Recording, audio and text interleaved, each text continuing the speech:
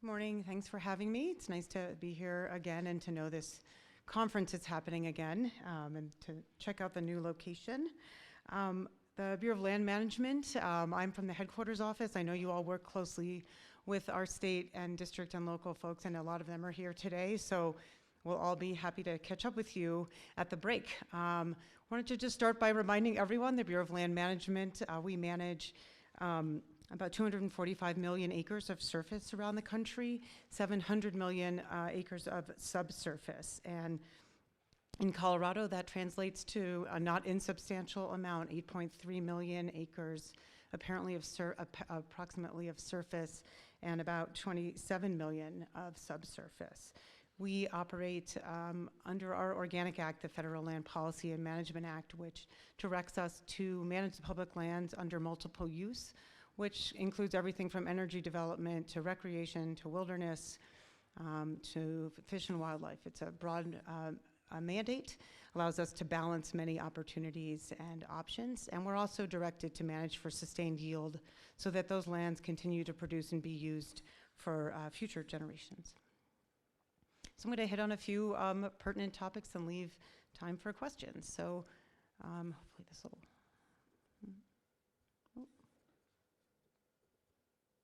I have to go back. I don't have a number for back. The red button? Okay. Left button. Okay. I don't have any pie charts, so we'll just have words and pictures, but it still helps to have them up. So climate change is, a priority for this administration. It's also something we're all dealing with all the time. We can see in fires, the Secretary of Interior was here this week with the Forest Service talking about fire. In Colorado, we've had quite a few years, and most recently the Marshall Fire, which was devastating. And we're looking at hundreds of millions, if not $500 million, to clean, just to address that.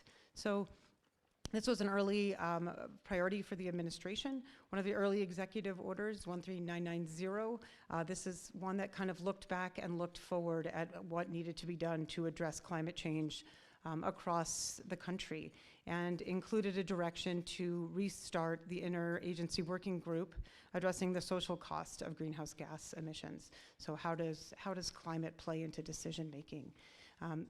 Following that was Executive Order 14008, which also addressed climate change and directed a focus on renewable energy production, but also a review of both the onshore and offshore federal oil and gas programs.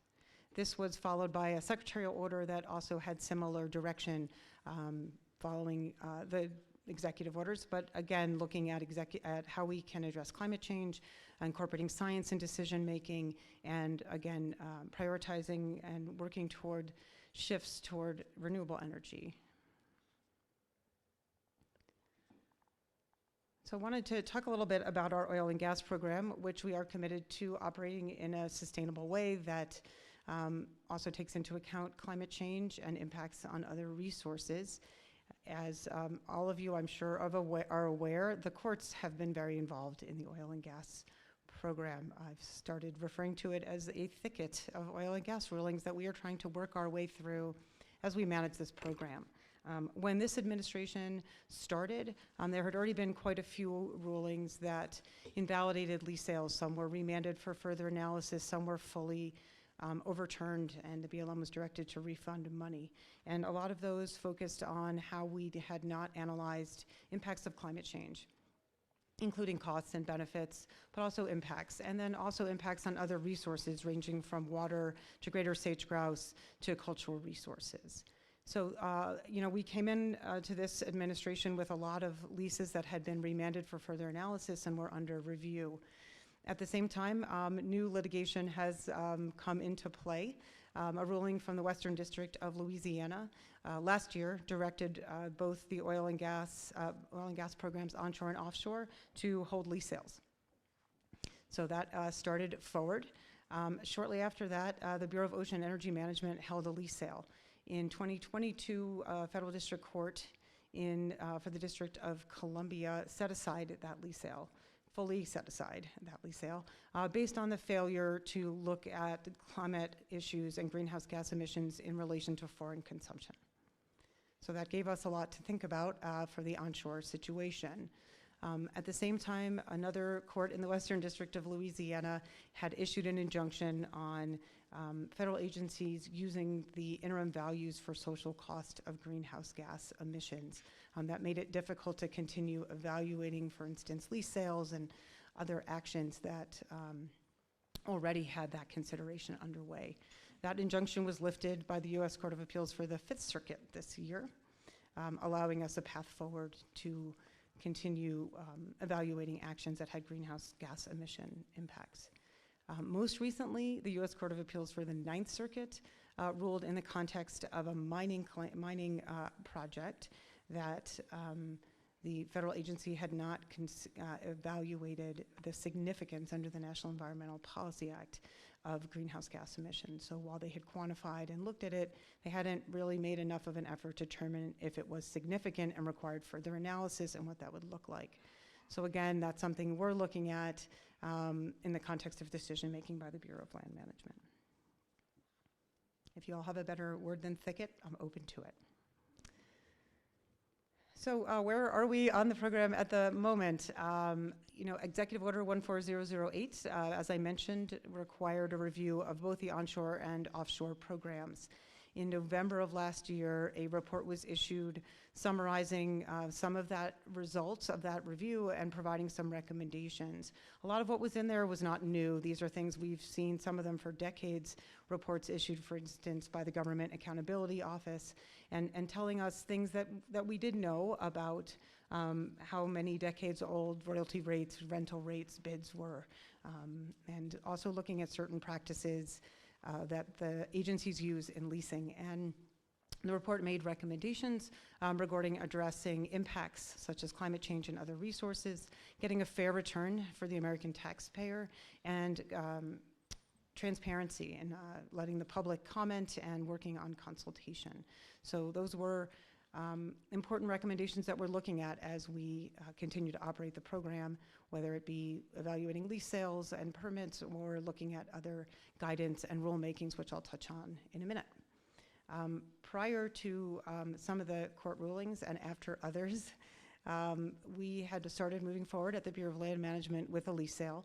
These were parcels that were drawn from deferred quarter 1 and 2 sales from FY 2021. And we had made it through a scoping period and received comments, analyzed that, issued environmental assessments across the country, including in Colorado, and received comment on that. So now that one injunction has been lifted, another is in place, a few more rulings have come down, we are evaluating how we move forward from there with this sale and other actions. So that is underway. I did want to note we are also moving forward on rulemakings. We published something called the Unified Agenda as a government, and the Bureau of Land Management has a couple of rules in there that pertain to the oil and gas program. One is we call the waste capture rule. Others have referred to this as a methane rule because a lot of what we're capturing is natural gas that might be vented, flared, or leaked from different operations. And one of the primary gas elements that comes into play there is methane, and obviously that has a lot of climate impacts. But we are looking at our authority to regulate and avoid waste of natural gas, and that's what our rule will be focusing on. We hope to issue it in the really near future and look forward to your input on that. And it will address, again, our mandate to avoid waste and to evaluate ways to avoid it and also incentivize people to avoid it. The other rulemaking is broader. It addresses a host of, the way we've described it is the different fiscal aspects, rents and fees and bonding, and also other impacts on resources and how to incorporate that into the leasing process. So that's a little farther behind than the rule on gas capture, wasted gas capture, but we will hope to share that with you all in the near future and look forward to your input on that as well. And And then while we're all working on rulemaking and lease sales and analysis and legal things, did want to just check in on the status of our leasing. You know, nationally, we have about 25 million acres under lease, about 12.5 million in production. That is a pretty consistent percentage that we've seen the last few years, about half in production, half not. In Colorado, we're doing a little ahead of that. We have about 2.4 million acres leased, 1.5 million in production. So we do have lands out there that are available for responsible oil and gas production. At the end of December 2021, we had issued a lot of approved and authorized applications for permits to drill. So almost 9,000 nationwide. In Colorado, about 573. And it was interesting to hear the prior speaker talk about production and rigs and how that all fits together. And I think when we look at these numbers, there are a lot of different reasons that we hear as to why those permits are not yet being used, or better permitting opportunities might be now needed elsewhere as companies look at different fields. And so we're doing our best to be responsive to that. Where it's needed, we are extending the terms of permits above their 2-year permit term so that people have more time to develop, and also trying to just be responsive as companies give us priorities on where they want to develop. The last thing I did want to highlight in that venue was we have in the last decade, BLM, we have heard a lot about how long it takes us to permit and to process permits. And just wanted to note that back in 2011, it was taking us over 300 days, and we're now down to about 180 average. So that includes the outliers, but that's about a 5-month improvement. So I think we are working on that and trying to be responsive.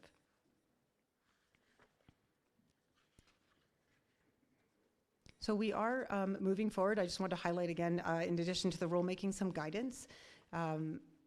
Last year, we issued a guide, instruction memorandum on processing applications for permits to drill while leases are being analyzed for litigation. As I mentioned at the beginning, we have a lot of leases that we are being directed to review for different flaws that have been identified by courts, be it climate change or water or consultation or wildlife. And while we're doing that, there are sometimes permits to drill that come in. And what we're trying to do with this direction is make it possible for the BLM to analyze those permits to drill if companies want to move forward, and to do that in a way that both we and the company will have some certainty that that permit would survive a challenge based on the information we have from the legal challenges underway. We also issued some guidance on tracking waivers, exceptions, and modifications. This will give us really helpful information as to what's being requested and what's being granted when companies ask for a full waiver from a stipulation, or a one-time exception or a modification over the term of the lease, and be that to timing limitations or other surface use. It'll just give us, I think, a good sense of how our stipulations are working in the field. And then upcoming preview, we will be issuing some guidance on carbon sequestration projects on public land. I've heard a lot of the large oil and gas companies talk about CO2 sequestration as one of the ways they're looking to reduce their carbon footprint and get to their net zero commitments. This is something that's been getting a lot more attention at the federal level, and we're starting to see projects come in at the BLM. So we are trying to think about how best to permit those and be a part of this solution and this part of the interesting new jobs that come with it. So the other aspect of the program I wanted to hit on is orphan wells. Last year, Congress passed and the President signed the bipartisan infrastructure law, which it is a really thick tome. So if any of you have read all the way through it, congratulations to you. It has a lot of funding and opportunities and programs that are looking at supporting different levels of government and people, and looking at jobs and restoration. And there's one of the things that we're the most involved in at the Bureau of Land Management is an entire program that was set out in the bipartisan infrastructure law on orphaned and idled wells. And millions of people live within a mile of an orphaned well. And they can have significant impacts if they are orphaned and leaking in terms of both air quality, but also water and soil, and that can affect people's use of land and their lives. And so it's an important issue we're trying to look at, and of course also contributes to climate change because some of these are leaking methane as well. And the estimates of how many orphan wells there are out there, if you've looked at any of them, we see some coming up in the numbers of millions from some of the Environmental Protection Agency documents. Some of the more recent estimates look at 130,000. I think that tells you that there's modeling, there's looking, and there's more to be done. And I think these numbers are going to go up a lot from the lower range as this program and other programs like the one that Colorado started, getting out ahead on this a little bit in 2018 from then Governor Hickenlooper's executive order. But as we start to fund looking for these and fund setting up programs, I think we'll see more wells identified. But right now in Colorado, I think the estimate is over 600, and that that doesn't maybe sound like as many when we're looking at 130,000 or millions, but that is millions and millions of dollars and a lot of time to clean up. And if you've looked at the process here in Colorado where we're prioritizing wells, we're not going to get to all of them because it's expensive, and so this is a great opportunity, I think, to coordinate. And the entire program is $4.7 billion over a decade at least. 250 million of it is a federal program. The BLM is coordinating that. We have a technical working group with other interior agencies and the Forest Service, and we're looking to make first round of priority wells and get working on those projects this fiscal year.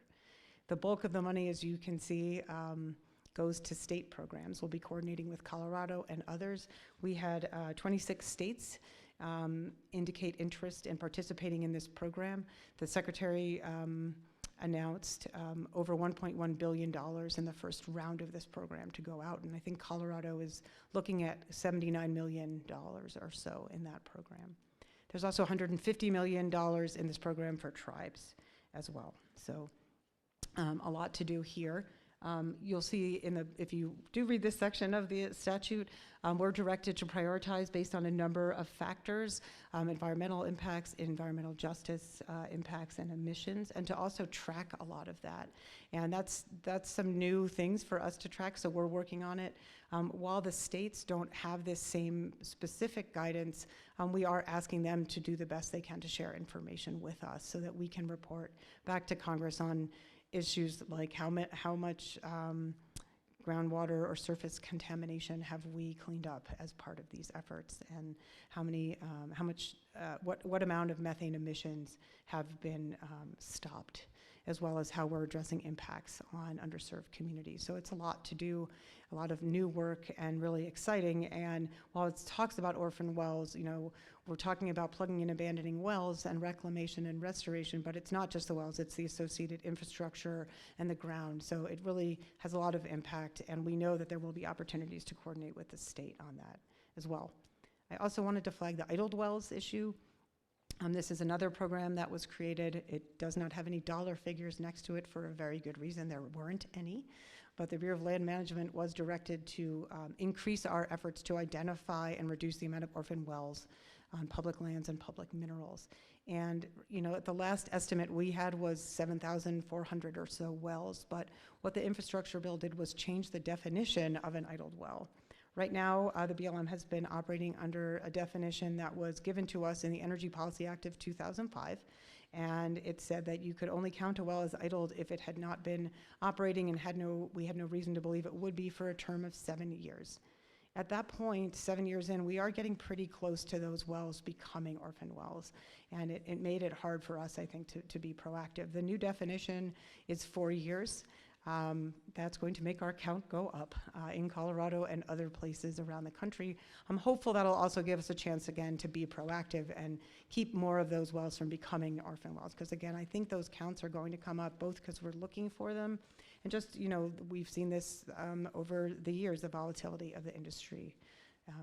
We know we have wells that are not producing at high levels, so those are certainly ones we'll be tracking, as well as idled wells on the public lands.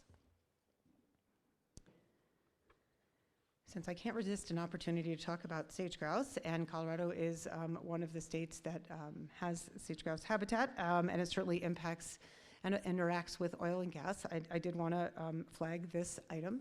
Colorado Parks and Wildlife has identified over 500 leks in the state, and the BLM and CPW, we've all, I think, been working hard to try to conserve the greater sage grouse. We at the BLM are really proud of the work that was done to get the initial set of plans, amendments done in 2015 that went across 10 states and allowed us to come up with, working with the states and other stakeholders, including industry, on what could be workable. And having seen that process happen in Colorado, I know a lot of people were at the table. Again, similar to the oil and gas program, some of our work here is being driven by litigation. So the 2015 plan amendments that were completed were being litigated in several courts. 2019 amendments were also litigated, and then the BLM lost a couple of cases there.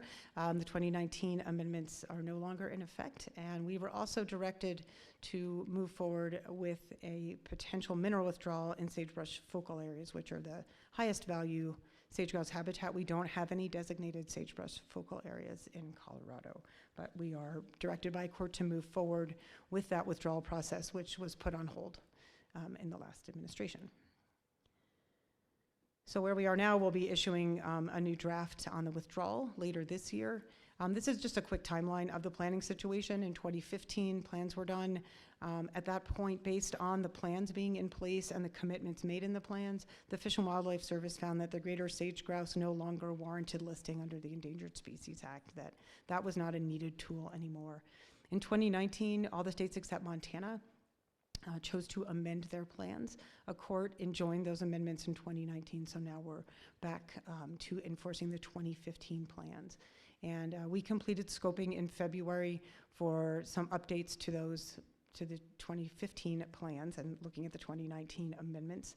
We'll be posting a scoping report in the near future. And our focus here, I think, is building on the work that's been done, not to start over, but also to recognize that since those plans were completed, conditions have changed on the ground, and there's been new science. So I think that's what we're looking at here. I did also want to flag one of the issues we will be addressing. We're going to try to, point of scoping was to get input on what was the most important. How could we address new science, new conditions, climate change, et cetera.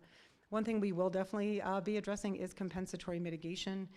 The initial 2015 plans included compensatory mitigation, which is a tool that the BLM can use to say, we know there will be impacts here, we can't avoid them, we can't sufficiently minimize them, but if we're going to continue to permit a wide range of multiple uses across 67 million acres, there will be impacts, and compensatory mitigation allows us to do what it says, compensate for them. This was the tool, one of the tools that the Fish and Wildlife Service highlighted in its finding. So.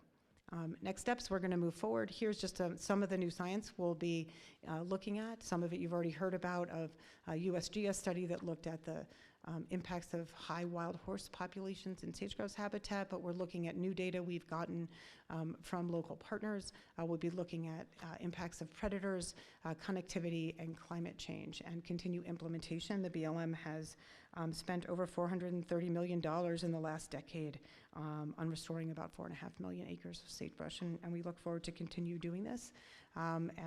Especially from my perspective, Colorado has done a great job of coming together to come up with ideas of how to manage greater sage grouse, and we look forward to working with you and other states. So if there are any questions, that's all I have.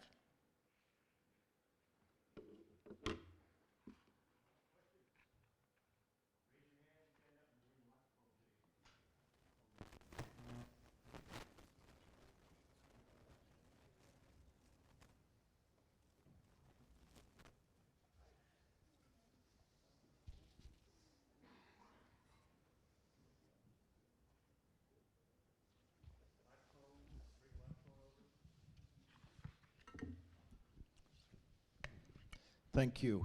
I'm Gary Moyer from Rio Blanco County, just north of here. And as you're talking sage grouse, and maybe I just missed it, but I didn't hear you say anything about depredation or predator control.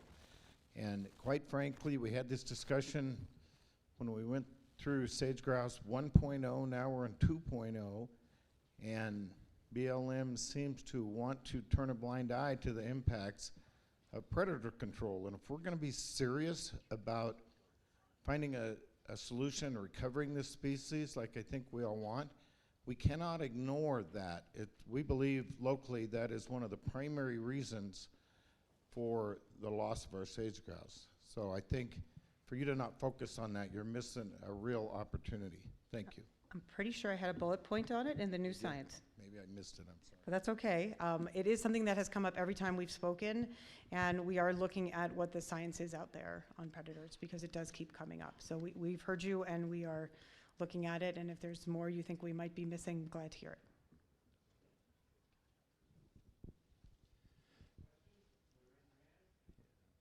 Commissioner Jankowski has a question. Hi, Nada. Good to see you. Look forward to working with you on third time on the greater sage grouse. I don't know. I can say look forward to it, but we'll be working with you. Fair enough. You know, we had leases in Garfield County, and I think in Colorado that are being relooked at by court order, and we're going to be a cooperating agency, and it's we're looking primarily at downstream impacts from natural gas. And I thought, well, downstream, that means methane that escapes here and it has an effect in Denver, but that's not what it is at all. It's the gas that's put into the pipeline and sent somewhere to a manufacturing plant or something. And what's the climate change effects for that, which I think gets a little more abstract, but I'm looking forward to. I'm going to work with the BLM on that as well. But at what point do we start looking at the products that are produced through natural gas? I mean, it's not hundreds of products; it's thousands or tens of thousands of products within our economy, and it's not just heat and electricity. It's things like fertilizer for the food we ate today, or plastics that are in our cell phone, or if we took supplements today, it's the capsule that are in the supplements. It's aspirin, it's cosmetics, it's lipstick, and so on, and so on. But at some point, that we, as I mentioned earlier, with rules and regulations, products either start costing a lot more, or they're just not even. The natural gas isn't there to produce them. So I'm just kind of questioning where this ESG is going, and at what point does it stop? Does we have to get another administration in there for it to stop? I mean, it's we're really, and I'm being rhetorical, I know, but very frustrated with having to go to all these meetings and look at all these EISs. So I'll leave it at that. Well, I think I have a similar, I think, let's say I'm committed to round 3 of sage grouse. Could we use that word together? We're all committed to continuing to work on sage grouse. I think that the reason I've been putting that list of cases up is it really tells you the conflicting and challenging situation we have, where we know climate change is out there. We know that everything we do is either impacted by or impacts or both the climate, and fossil fuels have gotten a lot of that attention, and you saw from those cases it's ranged from mining to coal to oil and gas, and the rulings we're getting from the courts are really challenging, and we are wrestling with that, and probably can also evaluate some of what you're raising. It is very challenging, and we do hope to get some more direction and clarity on how to address that, because again, if the reason I'm boring people with case law is it's actually not that boring when you try to think about, for something like a lease sale in Colorado on public land, how do we look at the impacts on foreign consumption? How do we look at levels of significance? How do we look at social costs and also benefits? It's a lot, and I think we see that challenge, and it's something that certainly it's not addressed anywhere clearly yet. It's a hard, to me at least, speaking for myself, it's difficult when we're trying to act based on, quick moving court decisions. So I hear your frustration, and we are hoping to rise to this challenge.